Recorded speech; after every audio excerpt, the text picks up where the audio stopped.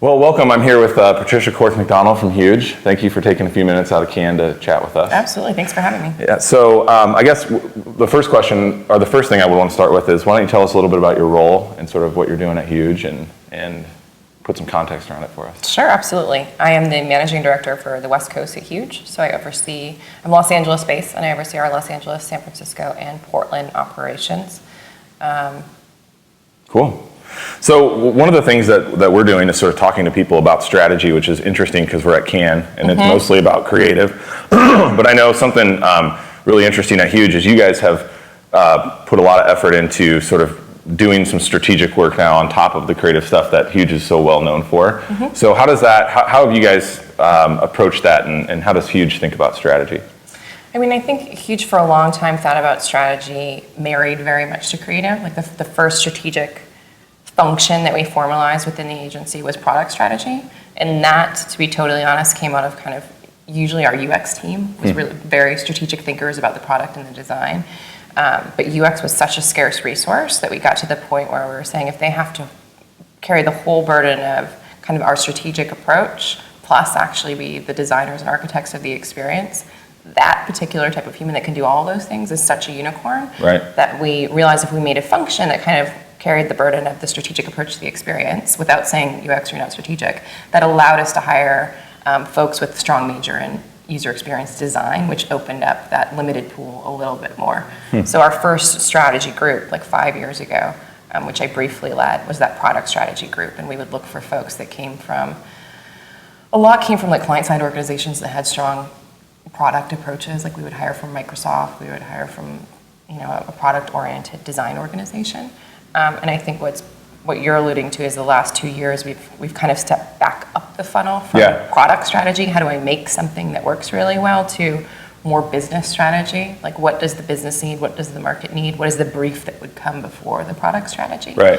And for that we've actually hired externally as well, looking primarily to strategic consulting firms.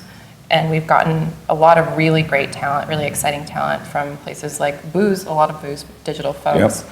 And that's been exciting, and I think it's been exciting on both sides. A lot of the people we see coming to Huge, within their organizations prior, they saw those consulting organizations trying to build an execution function, as they would call it, i.e. a design function, so that they could not only provide a recommendation, but bring products to market out of that recommendation. So they're chasing kind of the same full top to bottom of funnel experience that we are from the opposite direction. And what we heard from them was like there wasn't enough appreciation within those organizations of the actual craft of executing something amazing. And to them it was like production.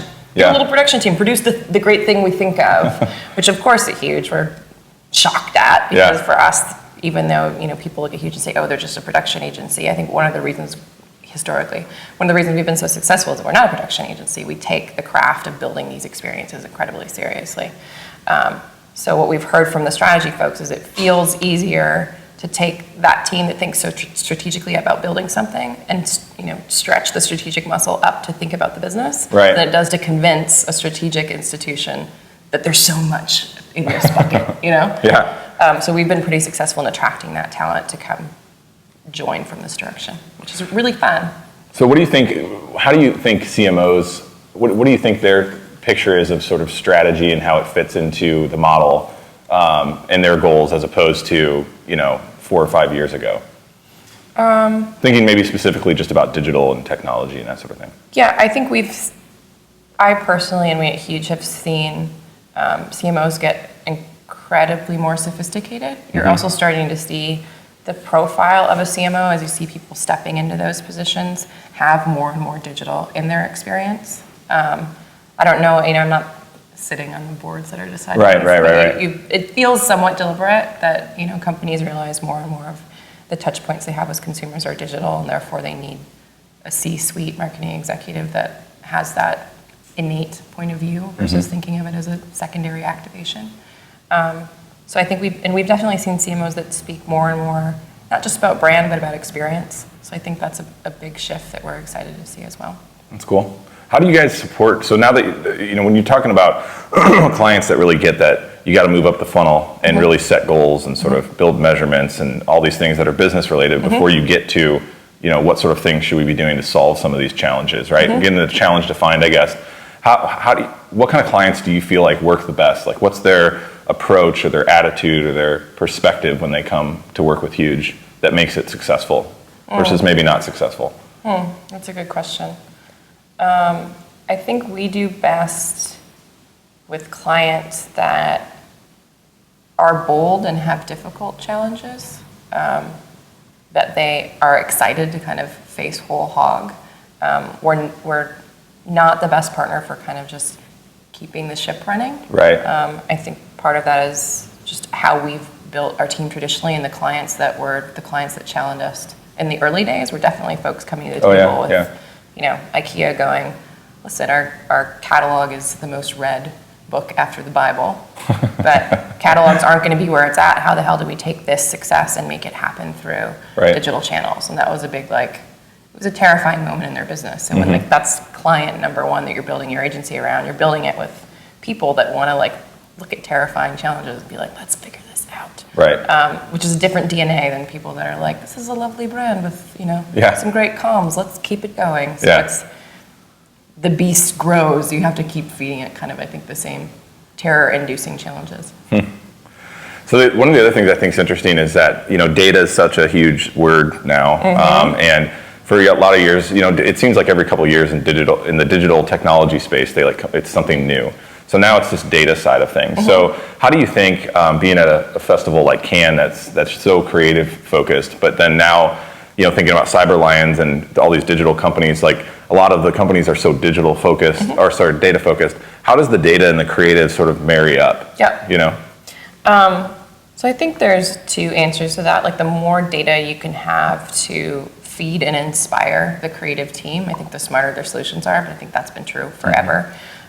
We talked about this a little bit at the SOTA panel yesterday as well. And I think that there was a moment 5 years ago when everyone wanted to personalize everything. Clients just where it's can we have a dashboard where you drag and drop, or you set all your settings, and no one actually does that because it's a pain in the ass and the payoff isn't there, right? But that dream of personalizing and customizing, I think data is now enabling, because you can do it passively. So when you're talking about pretty sophisticated CRM and precision marketing programs, if you're selling, pizza, and that I'm a 35-year-old mom versus that frat guy is a 22-year-old frat guy, the offers you serve and the messaging can be radically different in a way that is super effective, both for your brand and for the conversion and that visit to the app or the site. And I think that idea of, go tell me your 33-year-old mom, was what we were chasing 5 years ago. Everyone was obsessed with personalization, but now we can actually do it. So knowing that you're designing a flexible system that could know that about me effortlessly, I think is, it's a different brief than design something that needs to meet the lowest common denominator and hopefully not scare away the other 20. You can actually design two pretty different experiences that flex when you know who someone is, which I think is different. It's subtle, but different.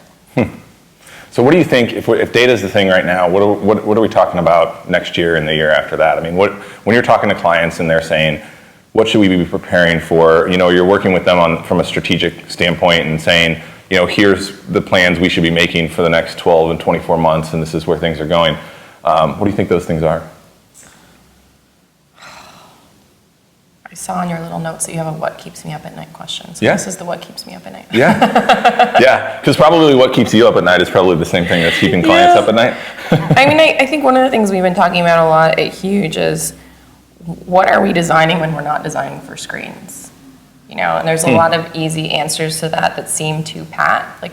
Is everything going to be voice controlled? Is everything going to be motion controlled? Is stuff going to be projected on my skin? But there was 5 years ago, we wouldn't really have anticipated that the desktop would become, not irrelevant, but certainly not how you're designing first. Everything's mobile first. Everything's kind of in a work scenario or in a very complex scenario, you might fall back to your computer, but the world is mobile. And I don't think we thought that would happen that fast.